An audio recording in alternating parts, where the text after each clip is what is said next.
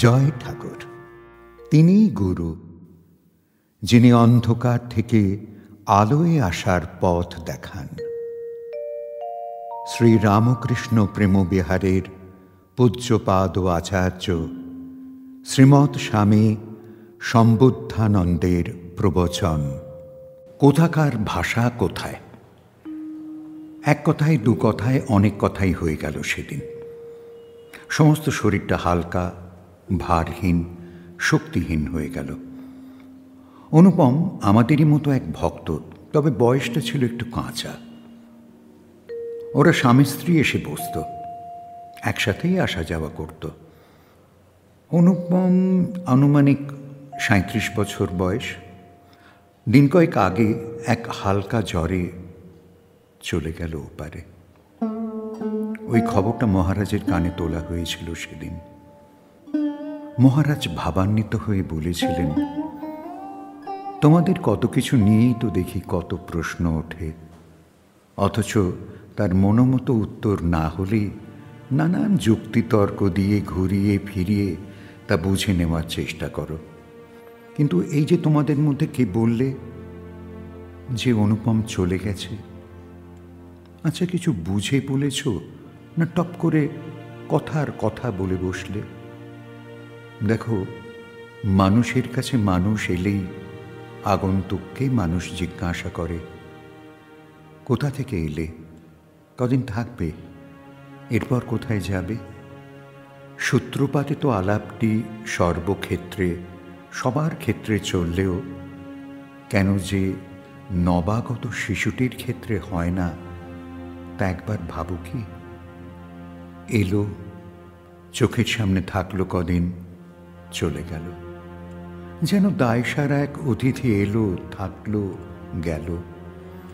দুদিন মনে হলো, তারপর এক এক দিন একটু একটু করে ভোলা। সময় সব ভুলিয়ে দেয়। স্মৃতি কিছু আসে, কিছু যায়। কিছু স্মৃতি আবার ধূমকেতুর মতো উঠতে না উঠতে বলবার আগেই হারায়। তোমাদের যেন গড্ডালিকা ধারা। আচ্ছা, খেয়াল করে দেখেছ কি, কোনো অতিথি ক্লান্ত হয়ে মলিন হয়ে যখন আসেন তোমাদের কাছে, এসে হাত পা ধুয়ে স্নান করে জামা কাপড় পরে হাসি আনন্দ নানান গল্প নিয়ে বসেন, তোমরাও তাকে এদিকে নানান খবরাখবর দিতে থাকো, আর পাল্লা দিয়ে তিনিও ওদিকে নানান খবরাখবর তোমাদের দিতে থাকেন। এবারই এলো বোঝাবুঝির পালা। অতিথিকে যে খবরগুলো দেওয়া হয় তিনি তার মতো করে বুঝে নেন, আবার অতিথিও তার সেদিকের খবর যখন দেন তখন গৃহস্বামী তার মতো করে বুঝে নেন। গণ্ডগোলটা কোথায় যেন?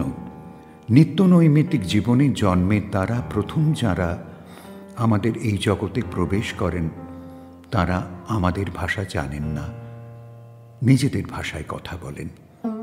আমরাও ওই ভাষায় আমাদের সূত্রপাতে কথা বলেছি অনেক।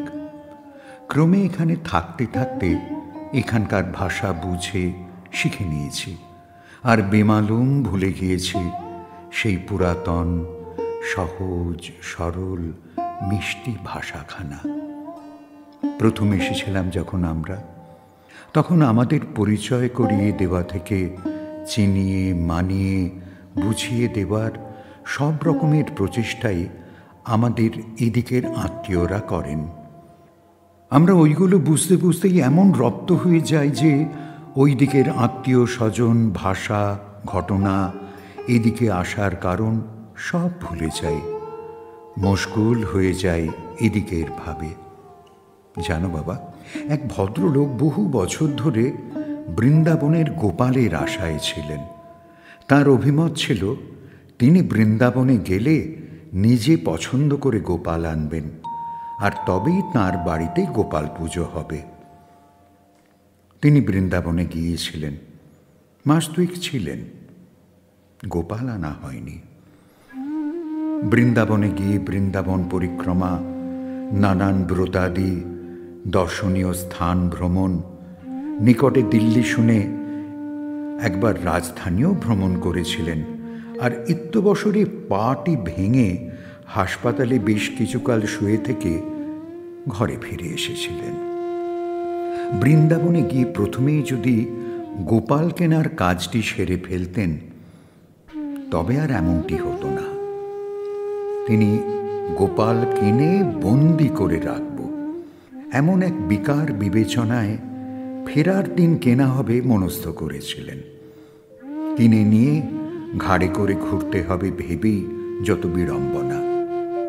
তিনি বুঝতে পারেননি উদ্দেশ্যের কাজটি আগে সারতে হয়, নচেত কি থেকে কি হয়ে যায়, কোথা থেকে কি সরে যায় কে বলতে পারে। পাখানা ভেঙে যেতেই সব পরিকল্পনার অবসান হলো।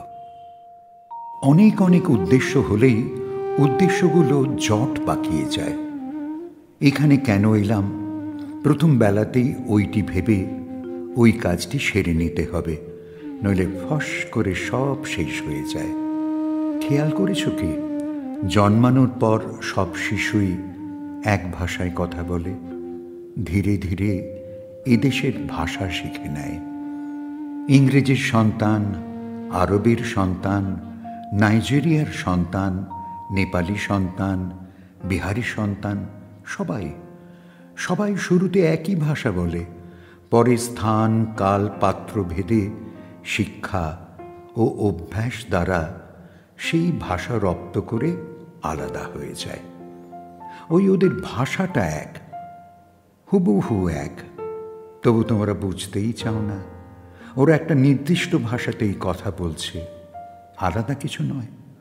শিশুদের ওই ভাষাটিতে তারা কত কি হয়তো তাদের সদ্য অভিজ্ঞতার কথা বলছে, আমরা বড়রা সেসব বুঝতেই পারছি না। ওরা হাসে, কাঁদে, অঙ্গভঙ্গি করে, এসব দেখেছ তো। ওরা কত ভালো, একগুঁয়ে হয়ে নিজের ভাষা ধরে না রেখে যে যার গৃহে অতিথি হলো তার ভাষা শিখতে থাকে, পারদর্শীও হয়ে যায় এদিকের ভাষায়, হাব ভাবে নিজেদের আসার সময়ের সংস্কারটি সবটাই ভুলে যায়।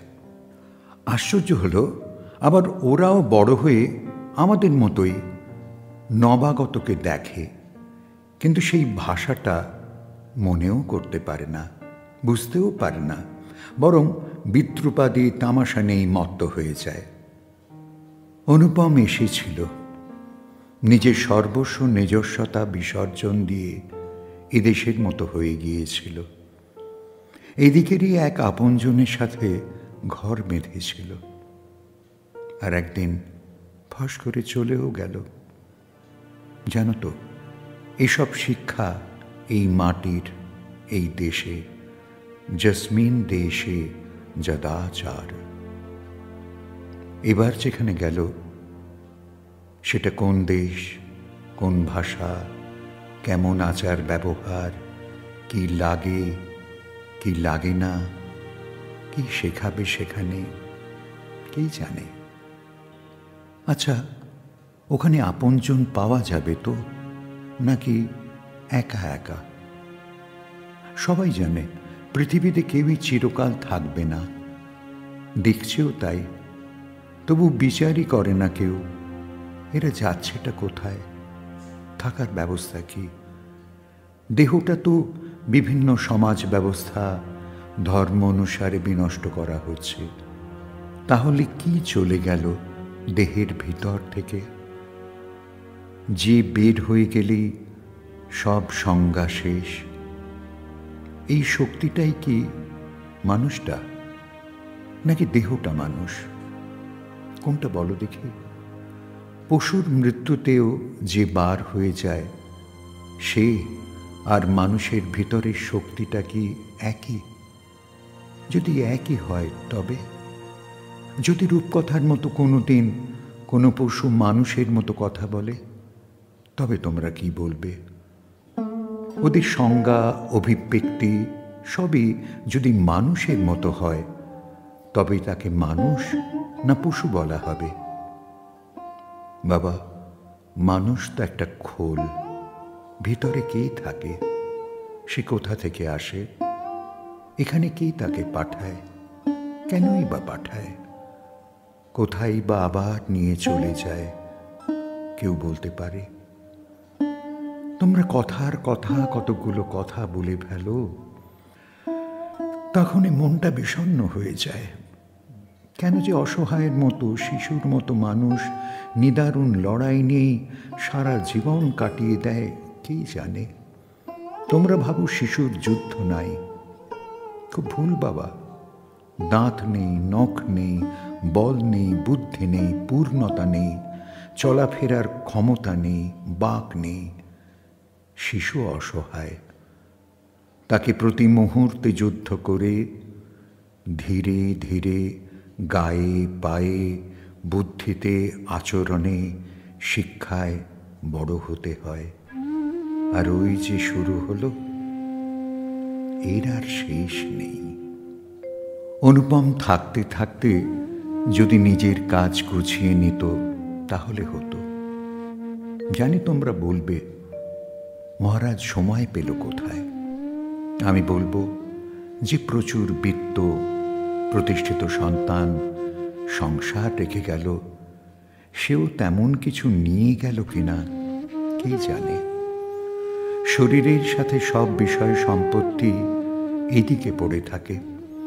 নিয়ে যে কিছু যাবে, কিভাবে, কিসে করে নেবে বলো দেখি?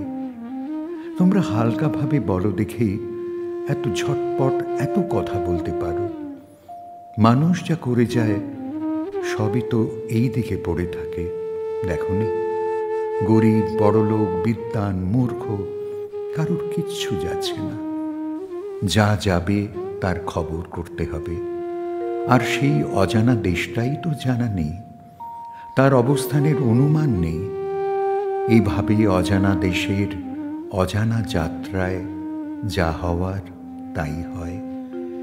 বিভিন্ন জাতির বিভিন্ন ধর্মগ্রন্থগুলো সবই এক কথা বলছে, যত সৎ, সেবাপরায়ণ, নিরহংকার জীবন ততই পারলৌকিক উন্নতি। আমরা যদি বিশ্বাস করি তো মানি না, আবার যদি মানি তো বিশ্বাসে ঢিলে ঢালা। কেমন করে হবে? মানুষের আগম যেমন মানুষ দেখে, মানুষের নিগমও তেমন মানুষ দেখে। কিন্তু এটাই ভ্রম, এটাই মায়া, এটাই নির্বুদ্ধিতা যে মানুষ তলিয়ে ভাবতেই চায় না রহস্যের বিষয়টাকে। দেখেছি, জন্মে থেকেই কতক বাচ্চা অফুরান মেধার পরিচয় দেয়, আবার চিরাচরিত অশিক্ষিতের ঘরে পণ্ডিত, কোথাও বংশে বংশে নিরক্ষরের ঘরে মহাপুরুষ। এসবের অর্থ শুধুই বিজ্ঞান নয়, বিজ্ঞানের বিজ্ঞান।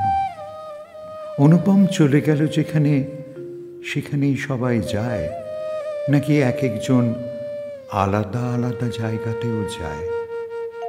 কারোর সাথে কারো দেখা হয় কি? মনে থাকে কি এসব কথা? শৈশব দেখলেই তো বোঝো, সেই সময় যে ভাষায় কথা বলতে, সেই ভাষাতে আজও বহু শিশু কথা বলে। তবু আজ আর সেই সব কথা মনেও পড়ে না, বুঝতেও পারি না আমরা, বলে বাচ্চাটা কথা বলতে শেখেনি। অথচ ওদের গভীর সংবেদনবোধ গর্ভাবস্থা থেকে মায়েরা, ডাক্তাররা টের পাচ্ছেন। এদিকের ব্যাপারটাই অধরা, তার আবার ওদিক। অনুপম গেছে যাক, সে তো এক পরিস্থিতির মধ্যে গিয়ে হাজির। আমরা বরং চলো ওই দিককার কিছু সম্বল করে নি। ভুলে ভুলে আমরা কেমন যেন ভুলেশ্বর হয়ে গেছি, আর তাতেই কত না গর্ব, কত অভিমান দেখাচ্ছি। তোমরা সবাই এই গতায়াতের কারণ নিয়ে অবশ্যই ভাববে, তবে নিজের আসল কাজটিও বাগিয়ে নেবে। আর সবসময় মনে রাখবে, কাজের ফলাফল তিনি বিচার করবেন। লাভ ক্ষতির খতিয়ান পণ্ডিত করতে পারে, জ্ঞানী করতে পারে, মানুষ কি পারে? এখানে তোমার গোপালটি আগে কিনে নিতে হবে। পরে কি আসছে না আসছে আমরা কি জানি? মনুষ্য জীবন, এ হেন সুযোগ হারাতে হয় না। কায়মনোবাক্যে এখান থেকে যাওয়ার আগে প্রচুর ভালো কর্ম করে নিতে হয়। ওই হলো রসদ। যাওয়া আসার বয়স লাগে না বাবা। এই গেল, এই এলো, আবার এই এলো, এই গেল। গভীর হও, গভীর হও। এই জীবন হেলায় যেন না যায়। যাওয়া আসা সত্য, কিন্তু কর্মটিও সত্য। আবার কর্মফলটি অগ্রাধিকারী। ওরই বেগে নূতন জন্মের গুণ ও আশ্রয় নির্ধারিত হয়। আমরা সেদিন জন্ম মৃত্যুর বিষয়টি গভীর করে বুঝলাম। শিশু যে অন্য জগতের সাক্ষী, তাও ধারণায় এলো। বারবার মনে হচ্ছিল সেদিন, আমরা এমন বারবার ভুলে ভুলে আর কত জন্ম নেব? এসব থেকে আমাদের মুক্তি পেতেই হবে।